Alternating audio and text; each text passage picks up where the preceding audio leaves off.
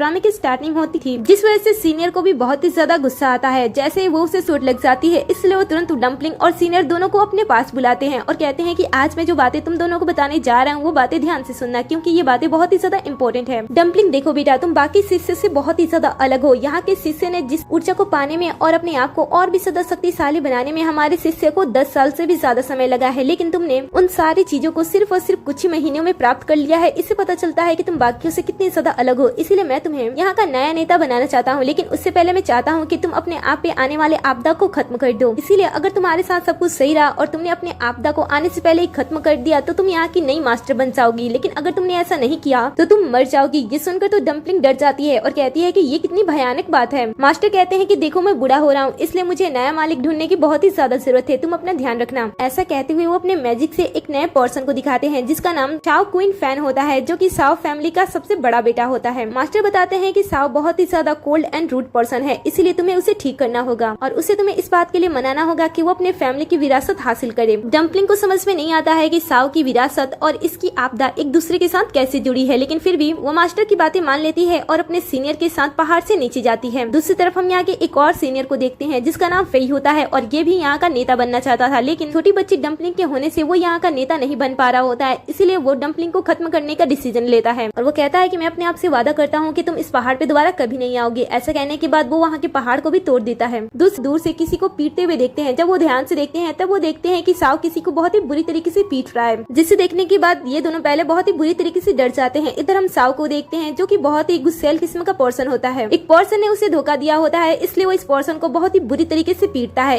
अगर मुझसे लड़ाई करना चाहते हो तो मैं तुम्हें जिंदा रहने के लायक नहीं छोड़ूंगा। ऐसा कहने के बाद वो वहाँ से चला जाता है। फिर वोंग कहता है कि चाहे कुछ भी हो जाए, मैं शाओ फैमिली की एक फूटी कौड़ी भी तुम्हारे हाथ में आने नहीं दूंगा। सारी की सारी प्रॉपर्टी मेरी है। अब दूर से डम्पलिंग और शिष्य शाओ को देख रहे होते हैं। सीनियर जो कि शाओ को देखकर उससे इम्प्रेस हो जाती है और कहती है कि वो कितना ज्यादा हैंडसम है। फिर उसे ख्याल आता है कि वो क्या कह रही है। फिर वो डम्पलिंग से कहती है कि शायद वो छोटे बच्चों को नहीं मारता होगा, तुम जा सकती हो और वैसे भी तुम बहुत ही ज्यादा प्यारी हो, तुमसे हर कोई प्यार करने लगता है, तुम्हें इस बात का फायदा उठाना चाहिए। ऐसा कहने के बाद वो डम्पलिंग को उकसाती है और उसे आगे भेजकर खुद वहाँ से गायब हो जाती है। अब डम्पलिंग हॉस्पिटल और कहते हैं कि वो ठीक है, पर सोचने वाली बात यह है कि उसे कार से टक्कर लगी थी, लेकिन फिर भी वो इतनी जल्दी ठीक कैसे हो सकती है। तभी डम्पलिंग भी बाहर आती है और जैसे ही वो अपनी आंखें खोलती है और शाओ को देखती है, वो देखती है शाओ के अंदर से एक तेज सी सुनहरी सी रोशनी निकलती हुई देखती है। ये देखकर डम्पलिंग सोचती है और कहती है कि ये भी पर्सन कोई आम पर्सन नहीं है, इसके अंदर कितनी अच्छी ऊर्जा है। फिर वो शाओ का हाथ पकड़ती है और कहती है कि डैड मैं ठीक हूँ। ये सुनकर वो उसे कहता है कि मैं तुम्हारा डैड नहीं हूँ, तुम्हारा घर कहाँ पे है और तुम्हारे पेरेंट्स कहाँ पे हैं। ये सुनकर वो कहती है कि मेरा नाम डम्पलिंग जाओ है और आपका नाम जाओ है, इसका मतलब है कि मैं आप ही की ही बेटी हूँ, इसीलिए आपका जहाँ पे घर है वही मेरा भी घर है। ये सुनकर जाओ कहता है कि तुम कैसी बकवास कर रही हो। फिर वो अपने असिस्टेंट से इसके बारे में पता लगाने के लिए कहता है और वहाँ से जाने लगता है। डम्पलिंग फिर से जाओ को रोकती है और कहती है कि आप अपने साथ मुझे क्यों नहीं रख लेते हो, मैं आपकी बहुत ही ज्यादा मदद करूंगी। ये सुनकर जाओ कहता है कि आखिर एक छोटी सी प्यारी सी बच्ची मेरी मदद कैसे कर सकती है। डम्पलिंग कहती है कि मैं आपके भविष्य, उसे ऐसा लगता है कि किसी ने जाओ के बारे में पता लगाने के लिए उसके पास भेजा है, इसलिए वो उससे दूर हो जाता है और वहाँ से जाने लगता है। लेकिन तभी डम्पलिंग अपने एक्सरे विजन मैजिक का यूज करती है और शाओ के ग्रैंडपा के बारे में पता लगा लेती है। फिर वो शाओ को रोकती है और कहती है कि ग्रैंडपा की हालत बहुत ही ज्यादा खराब है क्योंकि उन्हें पॉइजन दिया गया है। ये सुनकर शाओ गुस्सा हो जाता है और जैसे वो अपनी बात को फिनिश करने वाला होता है, वो किसी की चीख सुनता है और पीछे पलट के देखता है। वो देखता है कि यूंग ग्रैंडपा को क्रिटिकल कंडीशन में हॉस्पिटल लेकर आ रहा है। वो ग्रैंडपा की तरफ बढ़ता है लेकिन यूंग उसे धक्का दे देता है। फिर डम्पलिंग अपने मैजिक का यूज करती है और ग्रैंडपा के बारे में पता लगाती है। उसे पता लगता है कि ग्रैंडपा को एक लंबे समय से स्लो पॉइजन दिया जा रहा है, इसलिए उनकी हालत खराब हो गई है। लेकिन जैसे ये सारी बातें वो सबके सामने रखती है, वोंग और उसकी मॉम दोनों ही गुस्सा करने लगते हैं और डम्पलिंग को धक्का दे देते हैं और कहते हैं कि ऐसी बकवास बातें तुम्हें यहाँ पे नहीं करनी चाहिए। फिर वो आगे बढ़कर जैसे ही डम्पलिंग को मारने वाली होती है, शाओ आगे बढ़कर उन्हें रोक लेता है और कहता है कि इसके बारे में सोचना भी मत। तभी डम्पलिंग अपने मैजिक का यूज करती है और आंट को चिढ़ाते हुए मैजिक करती है, जिस वजह से उन्हें 2 थप्पड़ लग जाते हैं। शाओ ये देखकर मुस्कुरा रहा होता है। तभी डॉक्टर अंदर से बाहर आते हैं और ग्रैंडपा के बारे में बताने लगते हैं। डॉक्टर भी सेम वही बातें बताते हैं जो कि डम्पलिंग ने कुछ समय पहले इन सबको ग्रैंडपा के बारे में बताया था। इससे शाओ को डम्पलिंग पे भरोसा होने लगता है। तभी डॉक्टर शाओ से कहते हैं कि आप उन्हें लेकर जा सकती हो अंतिम संस्कार के लिए, क्योंकि अब वो जीवित नहीं है। लेकिन डम्पलिंग शाओ से कहती है कि मैं अभी भी ग्रैंडपा को जिंदा कर सकती हूँ। ये सुनकर वो कहता है कि डॉक्टर ने अभी कहा है कि वो जिंदा नहीं है। ये सुनकर वो कहती है कि जब मैं यहाँ पे हूँ तो आपको चिंता करने की क्या जरूरत, मैं सारी चीजें ठीक कर दूंगी। तभी वो आंटी और उसके बेटे को एक दूसरे से बात करते हुए सुनती है कि इन्होंने ही ग्रैंडपा को स्लो पॉइजन दिया था। साथ ही उन्होंने पहले नकली वसीयत भी बना ली थी, जिस वजह से अगर ग्रैंडपा मर जाते हैं तो सारी की सारी प्रॉपर्टी इन दोनों की हो जाएगी। लेकिन इन दोनों की सभी बातें डम्पलिंग अपने मैजिक के थ्रू सुन लेती है। उसके बाद वो इन दोनों को मजा जगाने के बारे में सोचती है। वो अपने गुरु के दिए जादुई फैन का यूज करती है और होंग की हालत खराब कर देती है। इसके जिसके बाद वो भी डम्पलिंग को बार बार रोकने की कोशिश कर रहा होता है। इधर डम्पलिंग अपने शक्तियों का इस तरीके से यूज करती है और जब उसका काम खत्म हो जाता है तब वो एक ही पल में शांत हो जाती है और कहती है कि मेरा काम खत्म हो गया। ये देखकर आंट कहती है कि क्या तुम्हारे ऐसे चीखने से और रोने से ग्रैंडपा ठीक हो जाएंगे? क्या तुम्हें लगता है कि मरने वाले लोग ऐसे जीवित हो जाते हैं? तभी ग्रैंडपा को बाहर लेकर आया जाता है। उन्हें देखते ही आंटी और उनका बेटा और भी ज्यादा ड्रामा करने लगते हैं और ऐसा दिखाने लगते हैं कि मानो उन्हें बहुत ही ज्यादा दुख हो रहा है। बट अचानक से ग्रैंडपा अपनी आंखें खोलते हैं और वो बोलने लगते हैं। ये देखकर तो ये दोनों घबरा जाते हैं, लेकिन साव बड़ा ही खुश होता है अपने ग्रैंडपा को सही सलामत देखकर। लेकिन ग्रैंडपा जैसे ही साव से सारी जिम्मेदारी लेने के लिए कहते हैं और साव फैमिली के बिजनेस को संभालने के लिए कहते हैं, साव गुस्सा हो जाता है और कहता है कि मुझे आपके परिवार से 1 रुपया तक नहीं चाहिए। असल में साव अपने ग्रैंडपा से नफरत नहीं करता था, बल्कि उन पे बहुत ही ज्यादा गुस्सा था, क्योंकि उसके पेरेंट्स ने लव मैरिज किया था ग्रैंडपा के विरुद्ध जाकर। और जब उनके एक कार एक्सीडेंट में उनके बेटे की मौत हो जाती है तब वो अपनी डॉटर इन लॉ को गुस्से में घर से निकाल देते हैं, क्योंकि वो अपने बेटे की मौत की जिम्मेदार उससे समझ रहे थे। जिस वजह से साव को अपने ग्रैंडपा से नफरत हो जाती है, क्योंकि जिस रात ग्रैंडपा उसकी मॉम को घर से बाहर निकालते हैं उसी रात उनकी भी मौत हो जाती है। इसीलिए अब वो साव फैमिली की किसी भी चीज को लेना नहीं चाहता था। लेकिन ग्रैंडपा अब उन्हें अपने आप पे पछतावा हो रहा होता है, इसलिए वो सारी चीजें जो कुछ भी साव की थी वो सारी चीजें उसे लौटाना चाहते थे। लेकिन साव कुछ भी लेना नहीं चाहता था। तब ग्रैंडपा की नजर डम्पलिंग पे जाती है। डम्पलिंग उनसे बहुत ही अच्छी तरीके से बात करती है और बताती है कि वो साव की बेटी है। लेकिन साव को ग्रैंडपा और डम्पलिंग के बीच हो रही बातचीत बिल्कुल भी पसंद नहीं आता है और अपनी बच्ची को लेकर वहाँ से जाने लगता है। जाते हुए डम्पलिंग ग्रैंडपा से कहती है कि आप चिंता मत करना, मैं आप दोनों को मिला कर रहूंगी। ये सुनकर ग्रैंडपा खुश हो जाते हैं और कहते हैं कि कल रात एक छोटी सी डिनर पार्टी है जहाँ पे मैं सब कुछ तुम्हारे नाम कर दूंगा। लेकिन साव ग्रैंडपा को इग्नोर करते हुए आगे बढ़ता है। लेकिन जैसे वो ह्यूंग को देखता है वो उसका गला दबा देता है और कहता है कि अगली बार अगर तुमने या फिर तुम्हारी मॉम ने ग्रैंडपा के साथ कुछ भी गलत करने की कोशिश की तो मैं तुम्हें अगला दिन नहीं देखने दूंगा। ऐसे कहते हुए वो वहाँ से चला जाता है। लेकिन ह्यूंग को इन सारी चीजों से बहुत ही ज्यादा बुरा लग रहा होता है। उसे लग रहा होता है कि सारी चीजें उसके हाथ से जाने वाली है, इसीलिए वो गुस्से में वहाँ से जा रहा होता है। और तभी सामने से फेंगी आ जाता है जो कि उसे देखता है और कहता है कि मैं तुम्हारे लिए तुम्हारा रास्ता साफ कर सकता हूँ। लेकिन ह्यूंग उसे इग्नोर करते हुए वहाँ से जाने लगता है। देखकर फेंगी उसके बारे में कुछ ऐसे राज खोलने लगता है जिससे ह्यूंग बहुत ही ज्यादा शॉक्ड हो जाता है और उसके मुंह को बंद कर देता है और कहता है कि तुम्हें इसके बारे में कैसे पता है? क्या तुम जासूस हो? ये सुनकर वो कहता है कि मैं कोई जासूस नहीं हूँ और मुझे तुम्हारे बारे में इसलिए पता है क्योंकि मैं बहुत ही ज्यादा शक्तिशाली हूँ। लेकिन ह्यूंग को इस पे भरोसा नहीं होता है, वो इसे फ्रॉड समझता है और फिर से यहाँ से जाने लगता है। लेकिन इस बार फेंगी अपने मैजिक का यूज करता है और उसे हिप्नोटाइज कर लेता है। इसके बाद वो उसके सामने खड़ा हो जाता है। इस बार ह्यूंग उसे अपना गुरु मानता है और उसे कहता है कि मेरे लिए बस ये काम कर दो। ये सुनकर वो मुस्कुराता है और कहता है कि यही तो मैं बस चाहता हूँ, मैं तुम्हारे लिए नहीं बल्कि अपने लिए साव को इस दुनिया से खत्म कर दूंगा और उसके बाद डम्पलिंग भी खत्म हो जाएगी जैसा कि उसका भाग्य है। और उसके बाद मैं इस दुनिया का इकलौता ऐसा मास्टर बन जाऊंगा जिसके सामने कोई भी खड़ा होने की हिम्मत नहीं कर सकता है। दिन कट होता है और अगले सीन में हम डम्पलिंग को साव के घर पे देखते हैं जहाँ पे वो मजे से खा रही होती है और साव उसे देखकर खुश हो रहा होता है।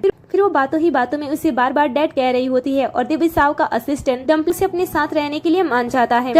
फिर वो उसे उसका ख्याल रखने के लिए कहकर वहाँ से अपने काम के लिए निकल जाता है। डम्पलिंग यहाँ पे बड़ी आराम से रह रही होती है और खा पी रही होती है। लेकिन तभी उसे उसके जादुई लॉकेट से पता चलता है कि साव मुसीबत में पड़ने वाला है, इसलिए वो एक जादुई पोर्टल ओपन करती है और वहाँ से सीधा साव के पास चली जाती है। दूसरी तरफ हम फेई को देखते हैं जो कि साव को नुकसान पहुँचाने के लिए उसके ऑफिस तक पहुँच जाता है। लेकिन जैसे वो उसकी कैबिन में जाने की कोशिश करता है डम्पलिंग का जादुई नेकलेस उसे रोकता है। ये देखकर वो थोड़ी देर के अंदर समझ जाता है कि ये जादू डम्पलिंग का है, इसलिए वो दोबारा कोशिश करता है। लेकिन तभी यहाँ पे डम्पलिंग आ जाती है और उसे अपनी शक्तियों से रोकने लगती है। वो अपने सीनियर से पूछती है कि बताओ तुम साव को मुसीबत में क्यों डालना चाहते हो? ये सुनकर वो फेई कहता है कि क्योंकि उसकी वजह से मुझे परेशानी हो रही है, अगर वो मर जाएगा तो तुम भी मर जाओगी, जिसके बाद मैं यहाँ का मास्टर बन जाऊंगा और मैं सिर्फ और सिर्फ मास्टर बनना चाहता हूँ। ये सुनकर डम्पलिंग कहती है कि मास्टर ने सभी चीजों को संतुलित में रखने के लिए मुझे मास्टर बनाने का डिसीजन लिया था। अगर तुम मास्टर बनते हो तो तुम बुराई का साथ दोगे, इसीलिए तुम्हें मास्टर बनने का कोई भी हक नहीं है। ऐसा कहते हुए दोनों एक दूसरे का आमना सामना कर रहे होते हैं। लेकिन फेई डम्पलिंग को नुकसान पहुंचा देता है और उसे काफी तेज चोट लग जाती है, जिसका एहसास अचानक से उसके सीने में दर्द होने लगता है और उसके असिस्टेंट का कॉल भी उसके पास आ जाता है। जब साव कॉल को रिसीव करता है तब उसे पता चलता है कि डम्पलिंग घर से गायब है, इसलिए वो उसे ढूंढने के लिए तुरंत निकल जाता है। इधर डम्पलिंग घायल पड़ी होती है और फेई उस पे जरा सा भी दया नहीं दिखाता है। वो उसे अपने पैरों से मार रहा होता है और कहता है कि एक छोटी सी बच्ची की इतना हिम्मत कि वो मेरा सामना करे। फिर वो दोबारा से डम्पलिंग पे हमला करने के लिए आगे बढ़ता है। लेकिन डम्पलिंग इस बार अपनी पूरी शक्तियों का यूज करती है और चीखते हुए अपने आप को और भी ज्यादा ताकतवर बना लेती है। फिर दोनों में आमना सामना होने लगता है जहाँ पे डम्पलिंग उस फेई पे भारी पड़ रही होती है। वो फेई को बहुत ही अच्छी तरीके से सबक सिखाती है। वो अपनी शक्तियों का यूज करते हुए उसे बहुत ही बुरी तरीके से घायल करने लगती है।